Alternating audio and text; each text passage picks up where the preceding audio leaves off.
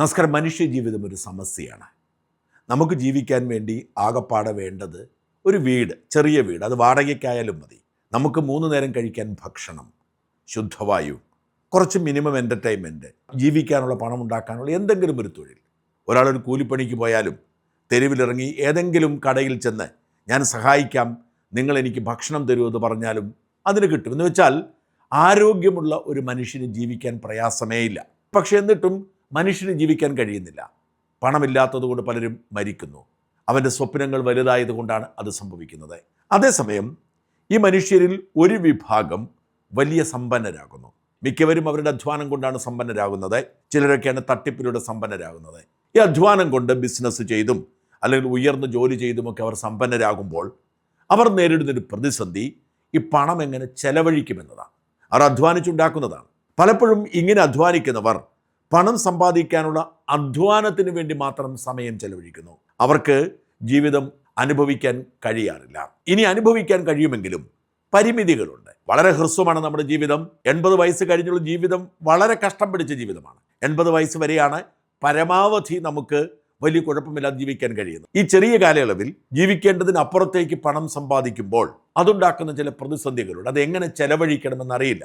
അതുകൊണ്ട് ഇത്തരക്കാർക്ക് വേണ്ടി ബ്രാൻഡഡ് സാധനങ്ങൾ ഇറങ്ങും. നമ്മളിപ്പോൾ ധരിക്കുന്ന ഒരു ഷർട്ടിന് 1000 രൂപയിൽ താഴെയാണെങ്കിൽ 1 ലക്ഷത്തിൻ്റെയോ 2 ലക്ഷത്തിൻ്റെയോ ഒക്കെ വസ്ത്രം ലഭ്യമാകും. അല്ലെങ്കിൽ നമ്മൾ വിമാനത്തിൽ യാത്ര ചെയ്യുമ്പോൾ കൂലി കൊടുക്കേണ്ടി വരുന്നത് 50,000 രൂപയാണെങ്കിൽ അത് 5 ലക്ഷം രൂപയുടെ വിമാന യാത്ര ചെയ്യാം, അല്ലെങ്കിൽ പ്രൈവറ്റ് ജെറ്റിൽ പറക്കാം. പക്ഷെ ഒരു പ്രശ്നമുണ്ട്, ഭക്ഷണം അങ്ങനെയൊന്നും കഴിക്കാൻ പറ്റില്ല.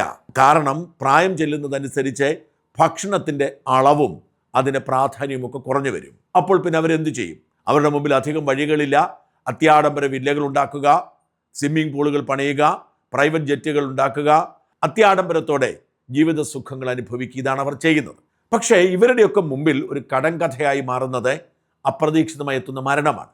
വലിയ സമ്പത്തിൻ്റെ ആഘോഷത്തിലൂടെ ജീവിക്കുമ്പോൾ പൊടുന്നനെ ഒരു ദിവസം മരണം അങ്ങ് കൂട്ടിക്കൊണ്ടുപോകും. അമേരിക്കയിലേക്കുള്ള പോപ്പ് സ്റ്റാറുകളുടെ അവസ്ഥ ദയനീയമാണ്. മിക്കവർക്കും 30 വയസ്സ് പോലും ആയുസില്ല. അവർ ഒരു 14-15 വയസ്സിൽ ആഘോഷം തുടങ്ങുന്നതാണ്. അവർ 30 വയസ്സാവുമ്പോഴേക്കും തീർന്നു പോകും. അതായത് ജീവിതത്തെക്കുറിച്ചൊരു വകതിരിവുണ്ടാവുമ്പോഴേക്കും അവർ മരിച്ചു പോകും. അമേരിക്കയിലെയും മറ്റും മിക്ക പോപ്പ് സ്റ്റാറുകളുടെ അവസ്ഥ ഇതാണ്. കാരണം ലഹരിക്ക് അടിമയാകും, ആ ലഹരി അവരുടെ ജീവൻ കൊണ്ടുപോകും. ഇനി ഹോളിവുഡിലെയും മറ്റും താരങ്ങൾ, അതിസമ്പന്നരായ കച്ചവടക്കാർ, അവരെന്ത് ചെയ്യും? വലിയ ആഡംബര വില്ലകളും ആഡംബര സൗധങ്ങളും പണിത് അവർ അവിടെ ജീവിതം ആഘോഷിക്കും. പക്ഷെ പെട്ടെന്നൊരു ദിവസം അവരെയും മരണം കൂട്ടിക്കൊണ്ടുപോകും. കഴിഞ്ഞ വർഷം ജനുവരിയിൽ നമ്മൾ ആശങ്കയോടെ നിരന്തരം കേട്ടുകൊണ്ടിരുന്നൊരു വാർത്ത കാലിഫോർണിയയിലെ കാട്ടുതീയായിരുന്നു. കാലിഫോർണിയയിൽ കാട്ടുതീ പുതിയ കാര്യമല്ല, സ്ഥിരം സംഭവിക്കുന്നത്. പക്ഷേ കഴിഞ്ഞ വർഷം കാറ്റും തീയും ഒരുപോലെ ഉണ്ടായപ്പോൾ കാട്ടുതീ പടർന്നുകൊണ്ടേയിരുന്നു. അങ്ങനെ ലോസ് ആഞ്ചലസിലെ അതിസമ്പന്നരായ മനുഷ്യർ, അതായത് ഹോളിവുഡ് താരങ്ങളും അതുപോലെ തന്നെ അതിസമ്പന്നരായ ബിസിനസ്സുകാരും ഒക്കെ താമസിക്കുന്ന വലിയ ആഡംബര മലനിരകളിലേക്ക് അഗ്നി പടർന്നു. അവിടെ ഒന്നും ആർക്കും കയറാൻ പോലും പറ്റില്ലാത്ത ആഡംബര മണിമാളികകളിൽ താമസിക്കുന്ന, കാടിനോട് ചേർന്ന് താമസിക്കുന്നിടത്തേക്ക് അഗ്നി പടർന്നു. മിക്കവരുടെയും വീടുകൾ കത്തിയമർന്നുപോയി. പലർക്കും ഇൻഷുറൻസ് ഇല്ല. കാരണം കാട്ടുതീക്ക് സാധ്യതയുള്ളതുകൊണ്ട് ഇൻഷുറൻസ് കൊടുക്കാറില്ല.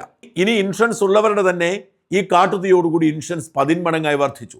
ഈ സമയത്ത് ഇവർ അത്യാഡംബര വില്ലകളിൽ താമസിച്ചിരുന്ന മനുഷ്യർക്ക് പെട്ടെന്ന് ഹോട്ടലുകളിലേക്ക് മാറേണ്ടി വന്നു. ഹോട്ടലുകളിൽ ഇടമില്ല. അതുകൊണ്ട് അതിസമ്പന്നരായ മനുഷ്യർ പലരും ഹോട്ടലിലെ കാർ പാർക്കുകളിലും മറ്റും ടെൻറ്റ് കെട്ടി താമസിക്കുന്ന, കാറിൽ കിടന്നുറങ്ങുന്ന ഞെട്ടിക്കുന്ന കാഴ്ചയാണ് ലോകം കണ്ടത്.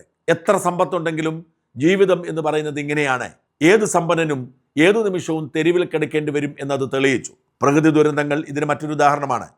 വലിയൊരു ഭൂമികുലുക്കമുണ്ടായാൽ, അല്ലെങ്കിൽ വലിയൊരു പ്രളയമുണ്ടായാൽ, വലിയൊരു മണ്ണിടിച്ചിലുണ്ടായാൽ ഏത് സമ്പന്നനും പരിമിതികളിലേക്ക് ഒതുങ്ങേണ്ടി വരും. ഇതിൻ്റെ തനിയാവർത്തനമാണ് ഇപ്പോൾ ഫ്രാൻസിൽ സംഭവിക്കുന്നത്. തെക്ക് പടിഞ്ഞാറൻ ഫ്രാൻസിൽ D106 എന്ന പേരുള്ള ഒരു ഹൈവേ ഉണ്ട്. അങ്ങോട്ടും ഇങ്ങോട്ടും 2 വഴികളുള്ള വലിയ കാടുകൾക്കിടയിലൂടെ കടന്നു പോകുന്ന ഒരു ഹൈവേ. ആ ഹൈവേയിൽ ഇപ്പോഴത്തെ കാഴ്ച നമ്മളെ ഞെട്ടിക്കുന്നതാണ്. 41 മൈൽ ദൂരമുള്ള ഈ ഹൈവേ കാപ് ഫെറ ഉപദ്വീപിൽ നിന്നും ബോർഡോ എന്നു പേരുള്ള നഗരത്തിലേക്കുള്ളതാണ്. ഈ ഇടങ്ങളിൽ താമസിക്കുന്നതൊക്കെ ഫ്രാൻസിലെ അതിസമ്പന്നരായ മനുഷ്യരാണ്. നമുക്കറിയാം, വൈൻ നിർമ്മാണത്തിനൊക്കെ ഫ്രാൻസ് മുമ്പിലാണ്. അങ്ങനെ അതിസമ്പന്നരായ മനുഷ്യർ വലിയ ആഡംബര വില്ലകൾ പണിതാണ് ഈ വഴിയരികിലും അതിൻ്റെ പരിസര പ്രദേശത്തെ കൊച്ചു കൊച്ചു ടൗണുകളിലും താമസിക്കുന്നത്. എന്നാൽ കഴിഞ്ഞ 2 ആഴ്ചയായി ഈ കാപ് ഫെറ കാട്ടിൽ തീ പടർന്നിരിക്കുന്നു. ഈ തീ ഇങ്ങനെ ആളിപ്പടർന്നുകൊണ്ടിരിക്കുകയാണ്. ഈ തീ അണയ്ക്കാൻ ആയിരക്കണക്കിന് അഗ്നിസേനാംഗങ്ങൾ പരിശ്രമിക്കുന്നുണ്ടെങ്കിലും വിജയിക്കുന്നില്ല. ബോഡോ എന്ന് പറയുന്ന നഗരത്തിൻ്റെ ഏതാണ്ട് 5 മൈൽ അടുത്ത് വരെ ഇതെത്തിയിരിക്കുന്നു. ഈ ബോഡോ നഗരത്തെ ലക്ഷ്യമാക്കിക്കൊണ്ടാണ് ഈ തീ പടരുന്നത്. പലതരത്തിൽ അഗ്നിസേനാംഗങ്ങൾ ഈ തീ കെടുത്താൻ ശ്രമിക്കുന്നു. പക്ഷേ കാറ്റും ഉയർന്ന ചൂടുമൊക്കെ ഇത് തടയാൻ കഴിയാത്ത വിധത്തിൽ പടരുന്നു. ഫ്രഞ്ച് പ്രസിഡന്റ് ഇമ്മാനുവൽ മാക്രോൺ പറഞ്ഞത് 2ാം ലോകമഹായുദ്ധത്തിന് ശേഷം ഫ്രാൻസ് നേരിടുന്ന ഏറ്റവും വലിയ വെല്ലുവിളി എന്നാണ്. നമുക്കറിയാം 2ാം ലോകമഹായുദ്ധം ഏത് തരത്തിലുള്ള പ്രതിസന്ധിയാണ് യൂറോപ്യൻ രാജ്യങ്ങൾക്ക്, പ്രത്യേകിച്ച് ഫ്രാൻസിനും ബ്രിട്ടനുമൊക്കെ ഉണ്ടാക്കിയതെന്ന്. അതിനുശേഷം ഫ്രാൻസ് നേരിടുന്ന ഏറ്റവും വലിയ വെല്ലുവിളി എന്ന് പറയുമ്പോൾ ഈ കാട്ടുതീയുടെ ആഴം മനസ്സിലാക്കാൻ കഴിയുന്നതേ ഉള്ളൂ.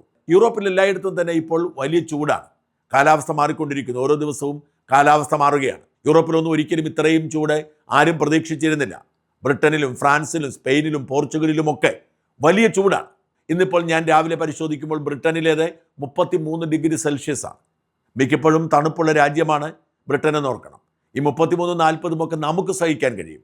നമ്മുടെ ശരീരം ഇത്തരം ചൂടുകളോട് താതാത്മ്യം ചെയ്യുന്ന തരത്തിൽ രൂപപ്പെട്ടതാണ്. എന്നാൽ സായിപ്പിൻ്റെ ശരീരം തണുപ്പിനോട് താതാത്മ്യം ചെയ്യുന്ന തരത്തിൽ രൂപപ്പെട്ടതാണ്. അതുകൊണ്ട് സായിപ്പിന് പ്രയാസമാണ്. മാത്രമല്ല, ഈ പാശ്ചാത്യ രാജ്യങ്ങളിലെ വീടുകൾ നിർമ്മിക്കുന്നത് അവിടെ പരമാവധി ചൂട് നിൽക്കുന്ന തരത്തിലാണ്.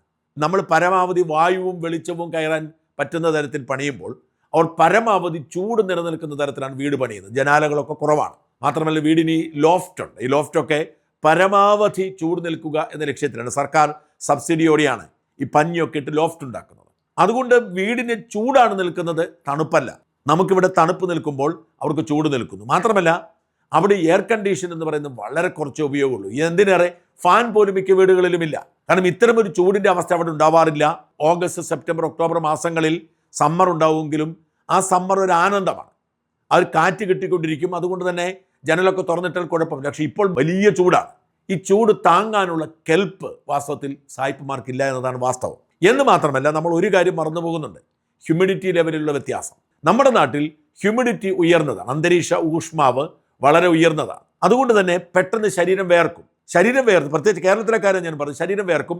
അതുകൊണ്ട് ചൂടിനെ നമുക്ക് താങ്ങാൻ കഴിയും. നമ്മളിപ്പോൾ വലിയ ചൂടത്തേക്ക് ഇറങ്ങിക്കഴിഞ്ഞാൽ നമ്മുടെ ശരീരം അങ്ങ് വേർത്തു പോകും. പക്ഷേ ഇവിടെ അങ്ങനെ വേർക്കത്തില്ല. ഹ്യൂമിഡിറ്റി അളവ് വ്യത്യാസമാണ്. അതുകൊണ്ട് ശരീരം വേർക്കത്തില്ല. അതുകൊണ്ട് ഒരുമാതിരി പുഴുങ്ങുന്ന അനുഭവമാണ്. ഞാൻ ഏതാണ്ട് 2 ആഴ്ച ബ്രിട്ടനിലായി. 2 ആഴ്ചയും അവിടെ അന്തരീക്ഷം ചൂടാണ്.